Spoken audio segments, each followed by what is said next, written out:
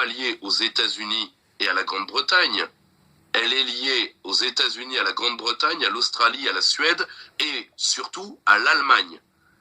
Par l'intermédiaire d'un de ses contacts en Australie qui débine la France par article de presse depuis 2016, qui est le sénateur, à l'époque assistant, devenu sénateur, Rex Patrick, dont les... Allemand, c'est ça? Pardon? Oui, c'est un Allemand. C'est un politique australien proche du lobby allemand. Très bien. Parce que l'Allemagne a une stratégie de lobby, ce qu'on ne dit jamais assez, c'est-à-dire qu'elle achète des places dans différentes institutions du monde occidental. Je vais vous donner un exemple, c'est l'un des principaux, avec les Émirats Arabes Unis, c'est l'un des principaux pays à payer un groupe de lobbyistes au Congrès des États-Unis.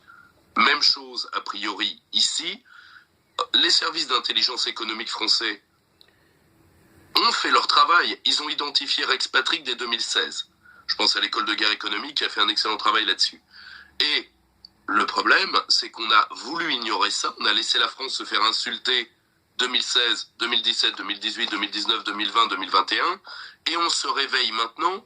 Alors, soit on entend liquider Naval Group, et je ne serais pas surpris que des gens qui sont en train de clochardiser notre armée, vu que Madame Pailly, Florence Pailly, je crois, enfin oui, voilà, la théorique ministre très théorique, est en train de faire changer les équipements de nos parachutistes pour les faire en Roumanie et non plus en France, etc., etc., etc. Donc, soit c'est... Alors, il y a une part d'incompétence et il y a une part d'idéologie. Si je puis me permettre, il faut reprendre peut-être le dossier depuis le début, rapidement, pour voir les problèmes. Premier problème. 3 pays seront rabaissés. La France en serait une.